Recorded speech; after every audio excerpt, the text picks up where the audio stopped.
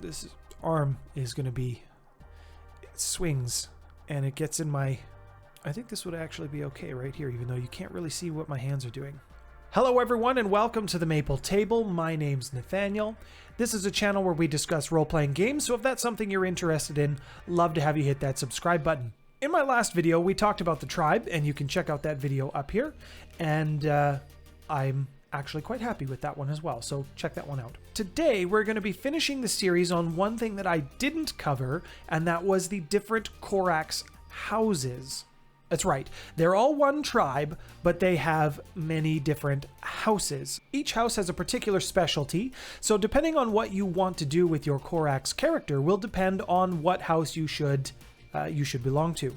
As I mentioned in the last Corax video, you will see that the Corax are split into various houses. To hear them tell it, they went intercontinental when obsidian arrowheads were high-tech.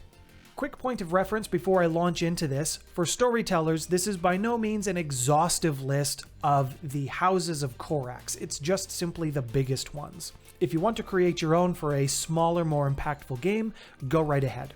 The first house for the Corax that we're going to talk about are called the Chasers. This group in particular really enjoys the supernatural and poking at things that they really shouldn't.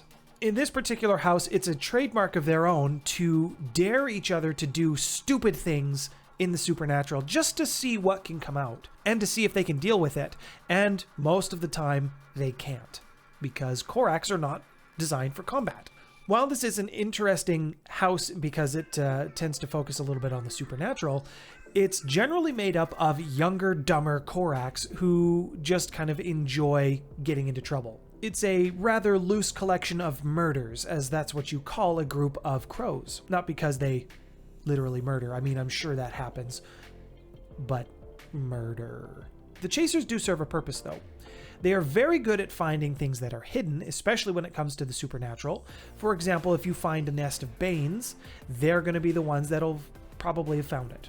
Where they start to get into trouble is if they try to clear out said Bane nest by themselves. What they would rather do is talk to a group of werewolves, tell them where the nest is, and have them deal with it.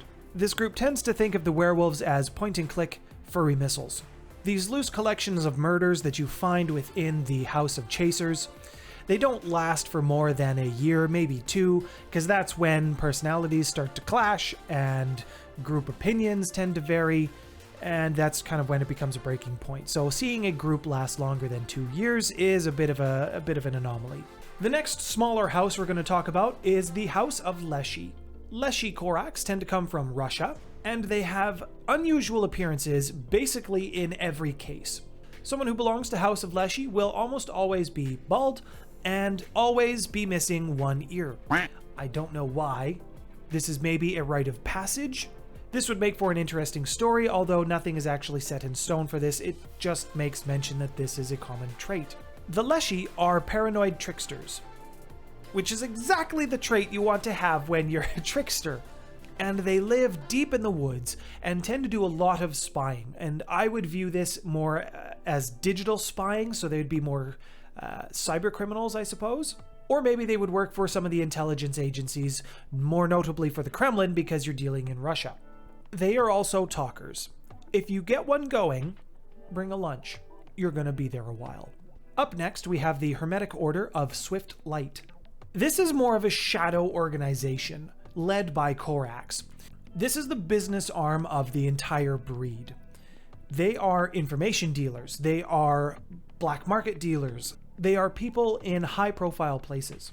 This particular group is based out of New York, and more specifically within New York, Madison Avenue. And even more specific to that, the business has a sign over the front door. Helios Overnight Services. If you need something delivered, they're the place to go to.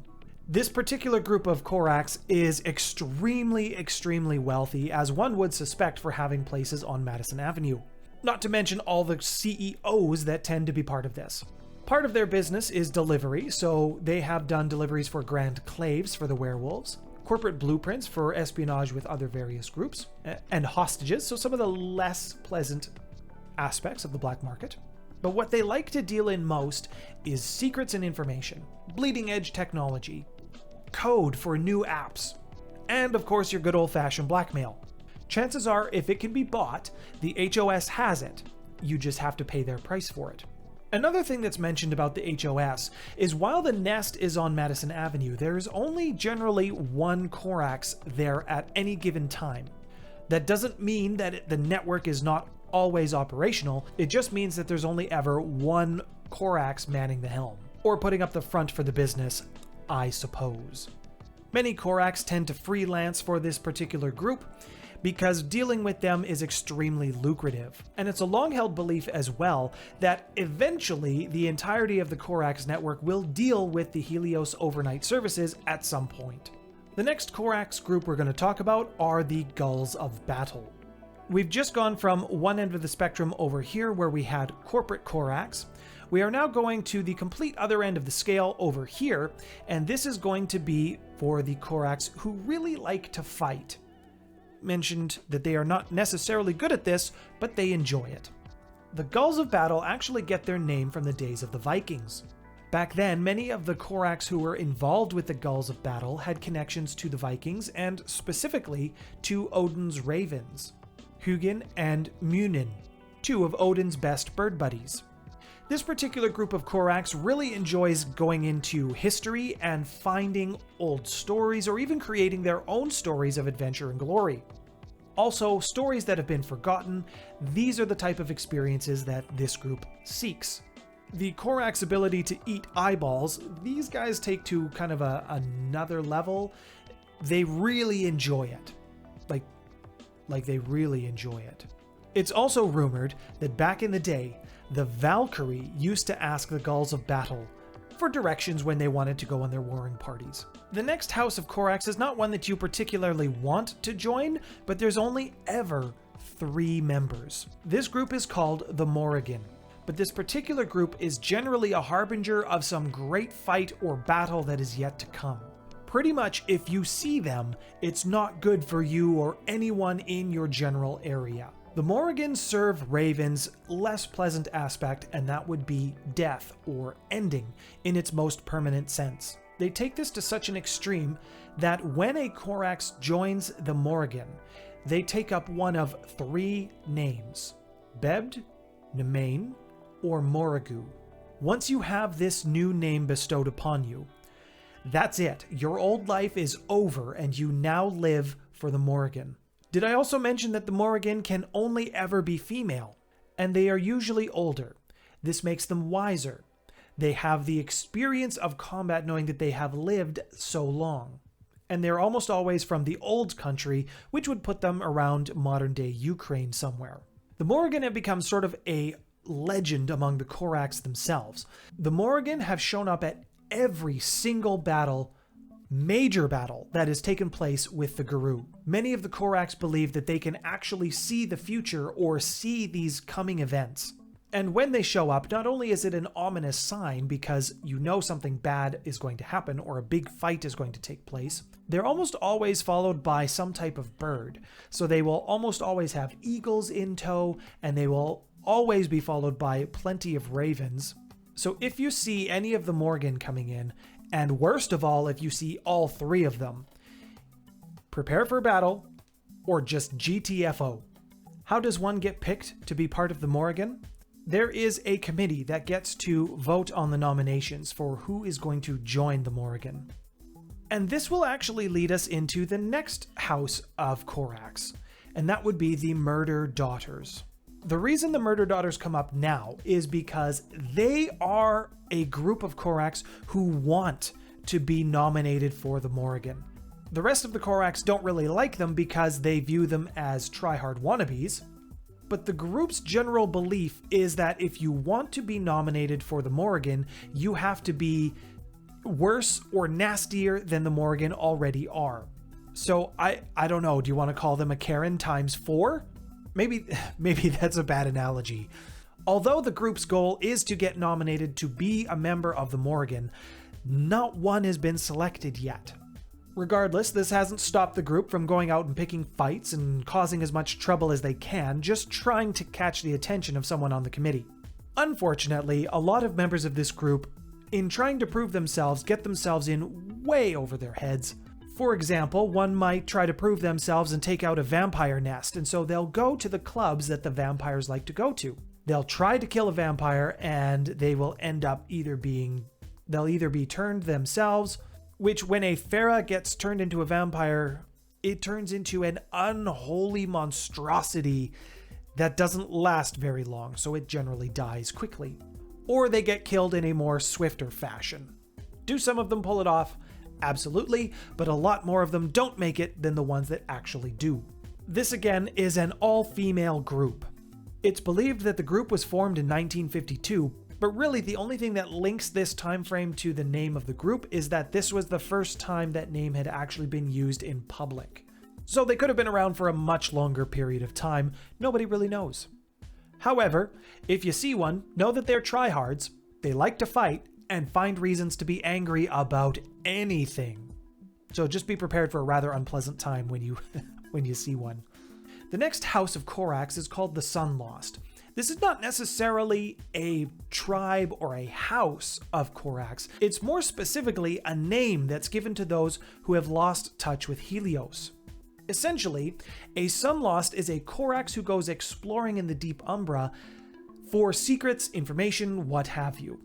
Basically, what happens is when a Corax feels the need to go into the great black beyond, they essentially drop everything. They leave their nest, they leave their family, they leave their eggs, and they all go into the deep Umbra and come back with reports of information on things that they've found. This is generally going to be important information and spiritual movements that they see. You're not going to go into the deep Umbra and come back just with a report on a Bane nest. So they tend to see some pretty serious stuff. Another weird trait of the Sunlost: when a Corax dies in the deep Umbra, one of their feathers is always found at the spot of their birthplace. No one really knows why. The general prevailing census right now is that a wind spirit is bringing back a piece of them so that the rest of the Corax tribe can know one of the Sunlost has passed. Another fun fact about the Sunlost: as I mentioned before in the Chasers, that Odin's two ravens, Hugin and Munin, they went into the deep Umbra. And because the deep Umbra is so strange and time doesn't work quite the same way there that it does in our physical realm, and the laws of physics are even that much different, no one has actually found a feather from Hugin and Munin. So it's presumed that they are still alive. And yes, the Corax, of course they do. They know where these two ravens were born. And because no feather has shown up ever at their birthplaces, that is why it is presumed that they are still alive. Although somewhere in the deep Umbra, potentially lost. Before I get into the last House of Corax, just a subtle reminder: if you're enjoying today's video, please hit that subscribe button, and don't forget to hit that like button as well. The tulugak. I hope I'm saying that correctly. Somebody correct me if I'm doing it wrong. But I'm going to say it, I'm going to continue to say it like that, so if it's wrong, you're just going to hear me say it wrong quite a bit. The tulugak were found in what is called the Pure Lands. Now, this would refer to Canada and the United States before all of the human transportation over from Europe and we destroyed it. Tulugak is actually an Inuit name, although it has been adopted by the Corax, who tend to call this region home. The tulugak also have many connections to the native tribes that would tend to inhabit these areas as well, like the Cherokee, for example, or the Miwok. They are a bit of a shyer bunch when it comes to the Corax. It takes a while for them to get to trust you and open up to you, but once they do, they're just as chatty as any other Corax. These Corax are a little bit more troublesome though, because again, they are tricksters, but they are the top tier tricksters, and they take great pride in being able to pull a good prank. This particular group of the Corax also has a pretty good relationship with the Nuisha, which is also surprising considering how much joking and pranking that they have done between each other. So at least they have that going for them, which is nice. To earn the respect of a tulugak, pulling a significant prank is one way to do it. This particular prank must do one of a couple of things to have it resonate well with this particular house. It needs to point out a weakness that they did not know about, it needs to teach them something that they did not know about, or it just has to be so good and so clever that you can't stay mad because that's how good it was. If you can do this, you can make friends with not only the tulugak, but the nuisha or the were-coyotes as well. Thank you so much for watching today's video. If you enjoyed it, please hit that like button, and don't forget to subscribe. On the screen now, you will see a playlist of other tribes that I have covered for the changing breeds, and of course, YouTube will make its own recommendation for you. My name's Nathaniel. You've been watching The Maple Table. Thanks for stopping by, everyone.